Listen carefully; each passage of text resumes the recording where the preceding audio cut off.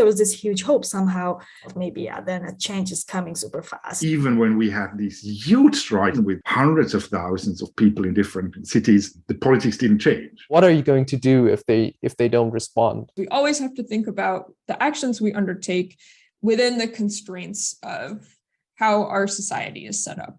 As a result of a climate strike, I don't think anyone is going to get up and close an oil rig. A CEO of Shell or of Exxon is not going to get up the next morning and think, climate change is a real problem now, so I'd better close this oil rig.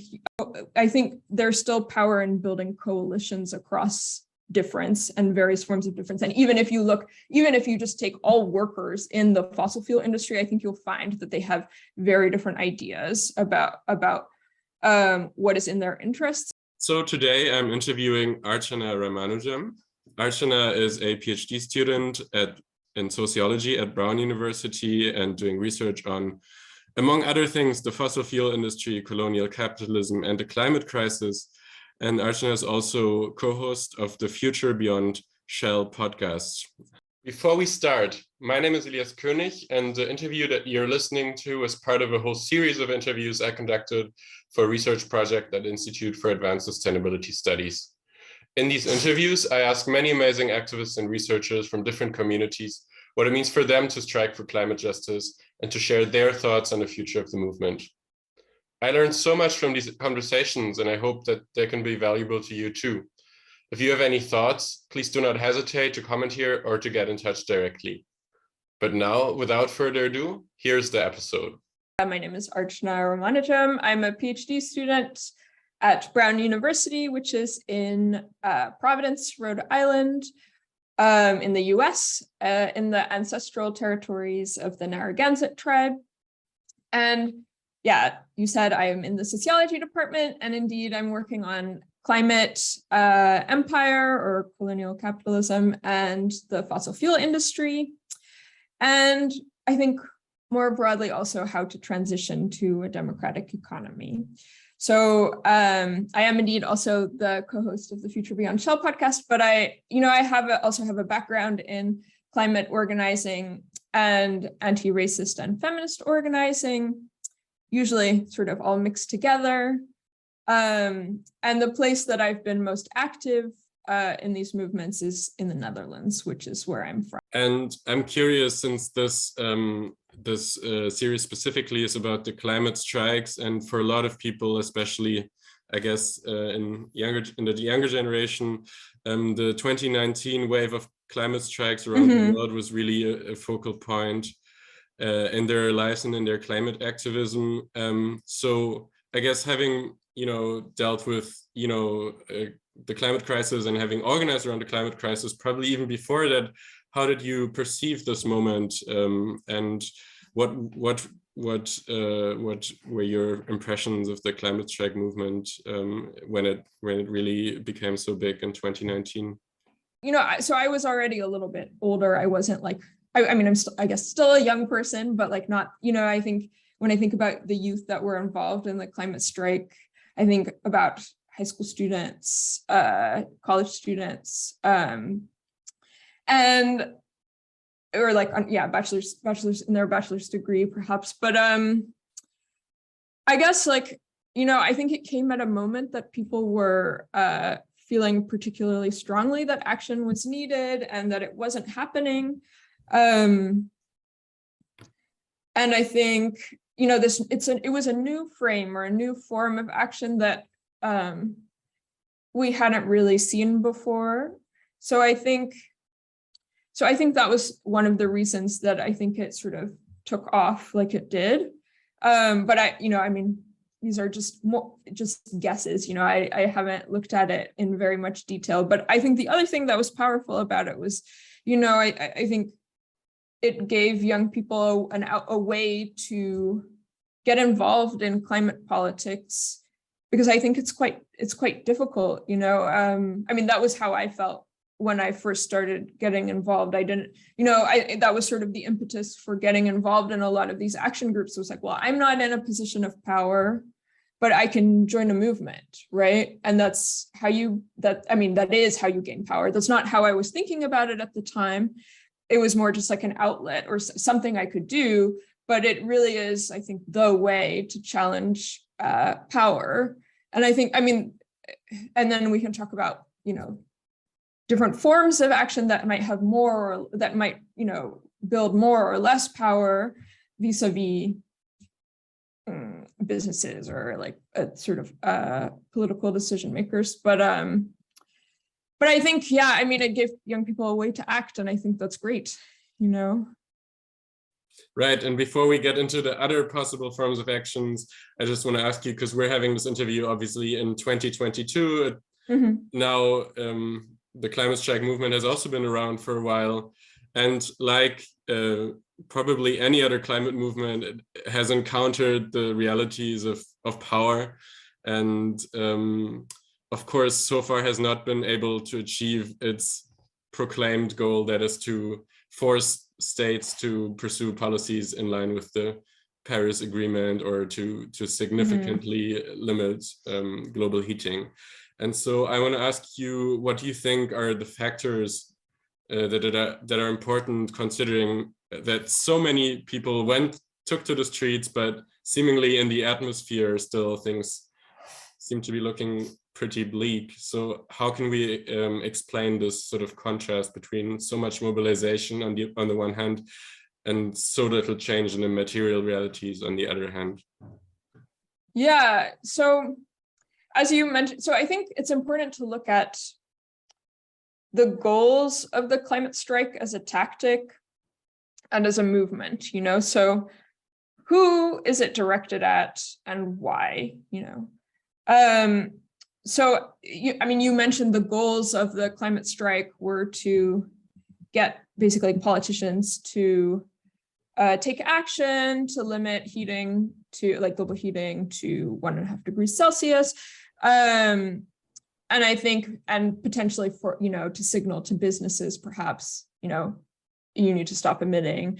And I would add maybe also like a public component, you know, to just like to raise awareness about this issue and how, and the urgency of it. I think the idea of the strike conveys maybe more urgency than some other forms of protest or action. So that's good. But so I think these politicians, these businesses, these people are supposed to take climate action as a result of this like new awareness or this sense of urgency, you know. That is, I think, in short, the thinking behind this. And I think, you know, this is important, and I think it definitely has its place in climate organizing. But unfortunately, and you know, we talked about building like young people's power, but also like, in the sense of being empowered that you can do something. And I think that's like the first step to actually being able to do anything, right? So it's very important. That said, I don't think it's enough to really force real change, because ultimately you're not hitting politicians, you're not hitting businesses where it hurts. And under our current economic and political system,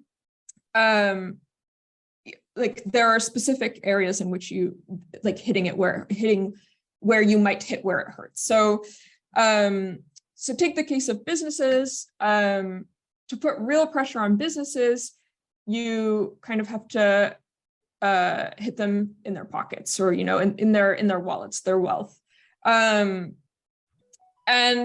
Or I mean, you could also hurt their image, you know, revoking social license or their image in the public, but that is really a way to indirectly hit their pocket, right? So, and as a result of a climate strike, I don't think anyone is going to get up and close an oil rig. You know, a CEO of Shell or of Exxon is not going to get up the next morning and think, oh, like climate change is a real problem now, so like I'd better close this oil rig because it's creating a lot of emissions. The way that our economic system is set up is not like, it doesn't, there's no incentive to do that, really. And, you know, I think and ultimately it doesn't change how profitable drilling for oil and gas is. And I think, so the story of politicians, on the other hand, is a little more complicated. I think climate strikes do put pressure on politicians to some degree because they care about their image, but also their voters to a degree. And okay, like, I mean, again, like young people don't have voting as an outlet, right? But I mean, there were older people who also took part of climate strikes who could vote. And I think it puts out a message that this is important. So maybe some other people would see climate strikes and be like, that's like pretty important, seems pretty urgent. Maybe I should vote differently, right? And maybe politicians take it as a serious sort of political message, like, oh, like people want this, I should act on it, it's popular, but this is a pretty slow process, and we're in a pretty big crisis with, which is increasingly closing the window for democratic climate action. So, and I think in addition, there are also many different forces that are similarly putting pressure on politicians beyond, movements. So think about the fossil fuel industry, also current events like the war in Ukraine and the energy crisis, which are all competing with this message of the climate strike. And I mean, that's not to say you can't break through when you think about, like the recent action of Just Stop Oil with the soup and thrown at the Van Gogh painting. And this isn't also a shortcoming of climate strikes per se, but it's something that anyone who's organizing for climate action has to contend with, the power of these different industries in the political sphere. And just a last, I guess, like one more thing that I'd like to highlight maybe is the difficulty of carrying out a volunteer-based or, like an individual strike, and the fact that they might not achieve like what a regular work strike might achieve. So the climate strike is essentially calling for for voluntary striking, as opposed to a collective strike that a union might do. So you could imagine like a union of workers is at a particular workplace, is negotiating for a contract. And if the employer for some reason doesn't meet all the demands, and the workers think that they want, that it's a no-go situation, basically, the workers can go on strike, and they're protected by labor or employment law in some cases, at least. And so I did participate in the climate strike in September of 2019 in The Hague in the Netherlands, which was very large. But, I didn't actually strike because I was on my own as an individual at my workplace, rather than, striking with all my colleagues as part of my union, at my workplace. So I wasn't protected, right, through this collective action. So, I actually just took the afternoon off. Like I took a few hours off work. So, on the one hand, I wasn't working, it's true, but, I also wasn't interrupting my workplace in any way, or costing them money or hitting them where it hurts. Okay, I mean, but because I was just one of few people, and, I was within the bounds of my vacation time. So my employer had planned for this because they had given me hours for it already, so I wasn't really interrupting any of their processes or their business. Yeah. So. Right. And you've already mentioned and contrasted the climate strike with, for instance, the labor strike, sort of more regular labor strike.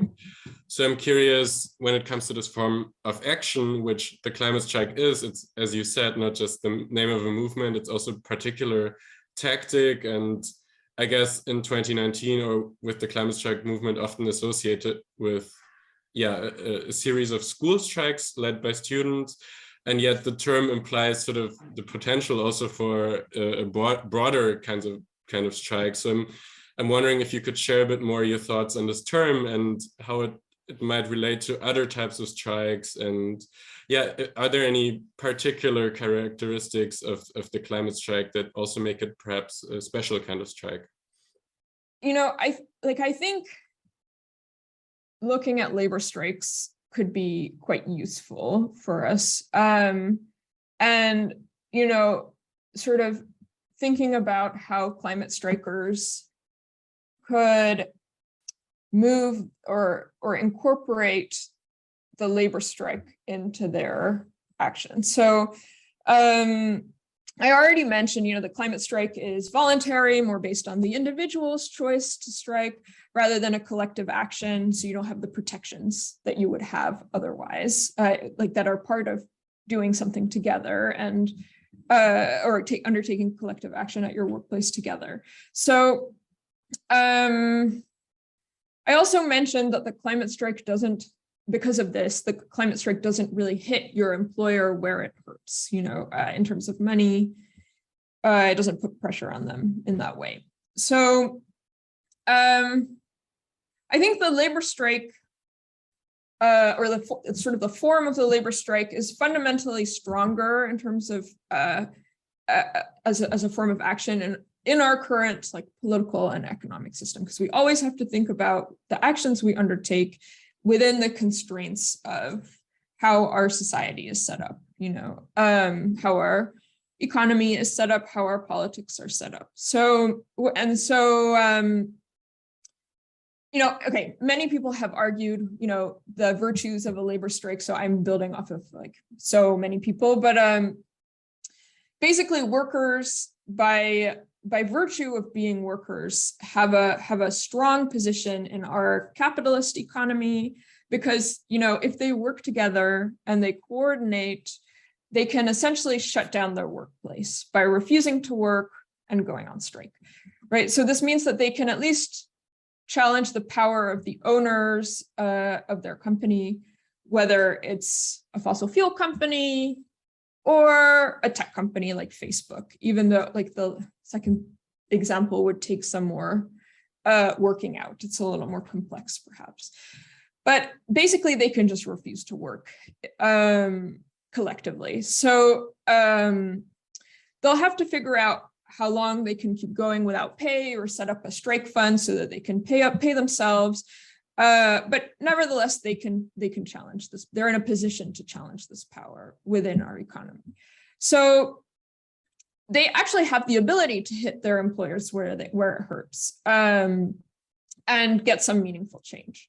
So this mostly, I think, in the context of climate change and sort of stopping emissions, this mostly makes sense to do in sectors of businesses that emit a lot of greenhouse gases, right? So the fossil fuel industry, Shell, I don't know, the utility companies, or sectors like steel and steel production, think Tata Steel, for example.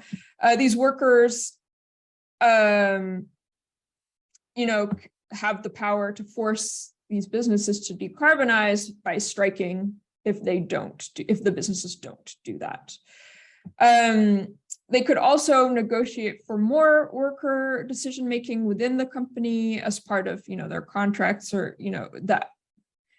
or by, saying they would strike if they didn't get that, or even, negotiate to even get ownership of the company in some way if they build enough power to set these companies on a fundamentally different trajectory or wind them down altogether. I mean, it has to be emphasized, this would require a lot of collective worker power. So I'm not saying this is easy, and it also means that they need an alternative source of income if they do, for example, decide, okay, we want to wind this down, or to have another job waiting for them somewhere else, right? But I don't think that workers can do this alone. I think some people have argued that this is possible, but I but most unions are not thinking about climate change very actively. So, and that's actually this sort of form of action would turn on them, at least like considering it a problem, right? So, you know, they don't really, I guess they're not thinking about climate change, but also not seeing it as a threat to their jobs per se. And the media often actually sort of see climate change, or sorry, yeah, they see climate change as a threat to the business. That would, and so don't, you know, they, or like climate action as a threat, I should say, climate action as a threat, so you know, they don't want to act on it. So how can we, you know, like, so how do we change that conception? Who should do that? You know, and that is, I mean, I will also say there are some federations of unions who are working on it, like the Trade Unions for Energy Democracy, or like the International Trade Union Confederation, I think, yeah. So so, you know, but most unions are thinking about their immediate working conditions, their pay, their pension, safety at work, those sorts of things. But I would argue, you know, like, okay, how do we change, or how might unions come to think about climate change as something they should want to tackle, right? Like, and I think this is actually where other climate strikers, but also other movement groups within climate change, but also beyond, come in. So I think ideally, climate strikers would find some way to work together with unions in these industries to challenge the power of these industries from the inside. So to do that, you have to engage in the very difficult work of creating a vision for workers in these industries together. Like, you know, not a vision for them from the outside, but together you create this vision. And, you know, it has to be a vision that they think is worth fighting for and worth striking for. And I think, I mean, this will include, I mean, this kind of needs to include a vision of low to no emissions, or, you know, reduction at least in some way has to happen. But it also actually has to be so much more than that. And, you know, plenty of people have argued this too. So I'm just sort of putting it in here, but it'll basically have to be a future where workers are paid well. Either they have access to good jobs or a basic income of some sort, that they have time for leisure, for low carbon leisure, right? For family, for fun. And,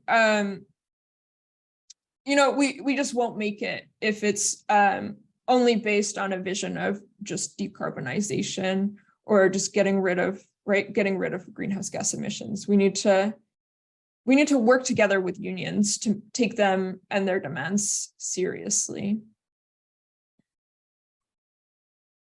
Right, that's a good segue. So I guess formulating this vision goes hand in hand with also evolving forms of action.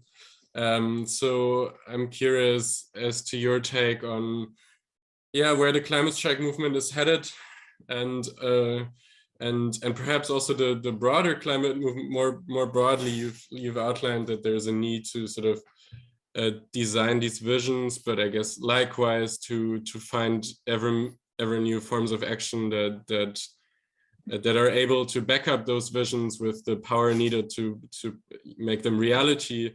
So I'm curious as to where do you think the climate movement is right now, given that we've seen like 2 years of sort of an ebbing of the first climate strike wave, and sort of dealing with pandemic, and now also geopolitics. So what's the kind of position that we're in right now? And then I guess we can talk about, based on that, we can also talk about where the movement is headed. Yeah, I think, so I actually, it's true that I was just reflecting on in the past few years, I haven't, since the 2019 strike, I haven't really heard too much about climate strikes. I've seen some in passing, but also here where I am in the US, they're not that's not the main form of action that's undertaken, you know, among climate groups. But yeah, so, and I think it is a good, I was also just reflecting on this sort of, this aspect of, okay, like most of Europe is in some sort of energy crisis right now. And and obviously the climate strike is a global movement. So I think my knowledge is just based on where I've lived largely, which is in Western Europe and in the US. So the East Coast. So I think, at least in terms of on the ground stuff. So let me speak to that first, and then I can, maybe we can elaborate a little. But I think that in the context of this energy crisis, that, or like, I mean, it's real, obviously, but it's also a fossil fuel crisis largely. I think it's possible that action for climate change could either be vilified, like, this is no time to talk about climate change. There are much more serious things at hand. People can't afford their energy bills, right? Or people say, actually, like, we need to speed up the transition, which is like, I kind of see maybe both happening in different, I think governments are taking the transition, at least in Europe, where they're very dependent on Russian oil. I do think, and gas. I do think people are taking that transition more seriously in the governments.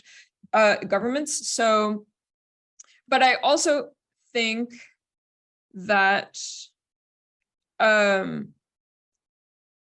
certain forms of action may not be as well received as before. So I think a generalized climate strike, or sort of like in the form of, I guess in the form that it has taken in the past, I wonder whether people would, in the context of having to pay such high energy bills, which I think is on the forefront of a lot of people's minds, I'm not sure it would be received that well. I think that people would see it as sort of like people who are out of touch with, the everyday realities of a large swath of the population. And I mean, obviously, and because the climate strike turns on sort of awareness and sort of putting pressure on politicians, if they don't have the support of the larger population, I think it becomes very hard to do that work. Whereas, I mean, I know, at least in the UK, that there have been, I think, strikes in the docks, like in the ports,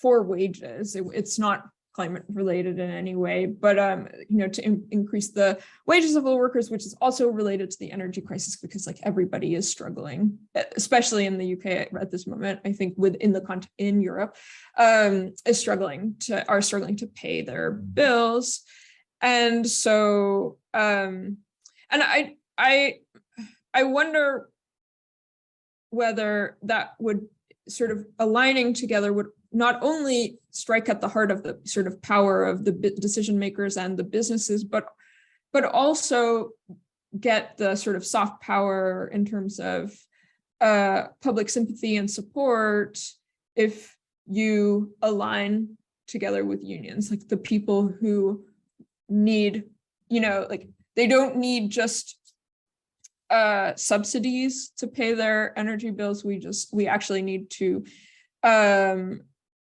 provide affordable energy, right? Which is could go hand in hand with decarbonization,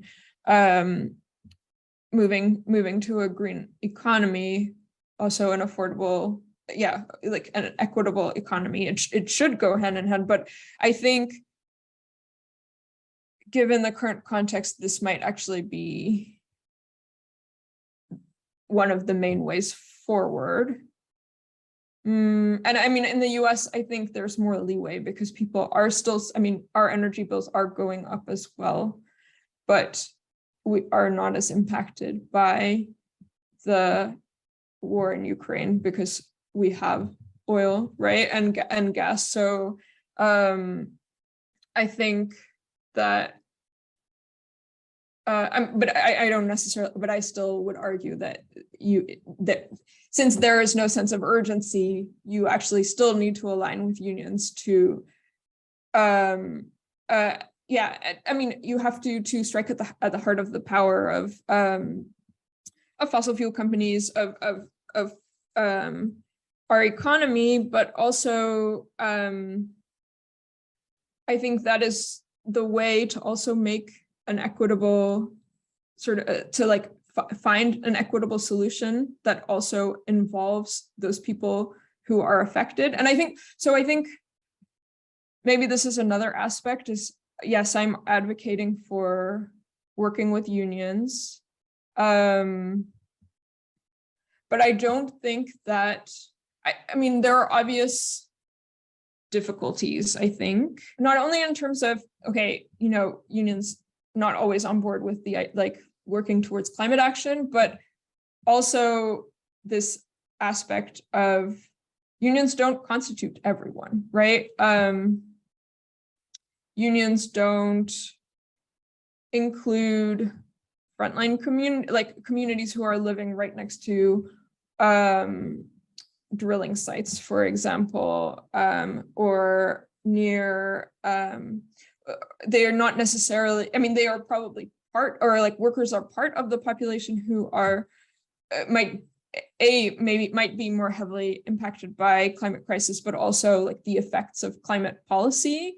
But they aren't, not all of us work in the fossil fuel industry, right? Workers aren't everyone. And I think to really make a democratic decision about if that's what we are aiming for, right? And truly, you know, democratic and equitable decision would involve the larger public, which involve, you know, frontline communities, many of whom are racialized, but also people working at different points of production. So workers perhaps, or communities, so not necessarily workers, but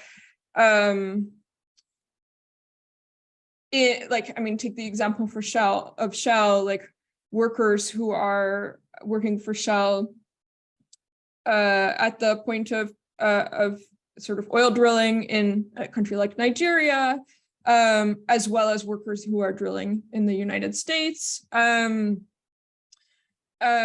I think, and they may, it's not like all workers have the same interests or the same sort of position from which they are viewing climate change and climate action, right? So I think this idea that, oh, like it's very flat to think about, oh, as long we get the unions on board and they have one interest and they and we can just put that at the forefront, and then we will get to A, climate action or like decarbonization, but also B, some it will inherently be sort of equitable in some way, or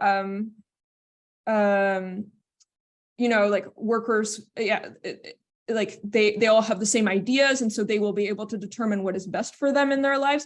I mean, I think the situation at hand inherently needs to build coalitions across different positions to understand, you know, like my interests as like, I don't know, like elite professional, right? Like working in the academy are very different from someone who's working in like Port Harcourt in Nigeria at like the, you know, like at the point of like they're actually like working on the drilling.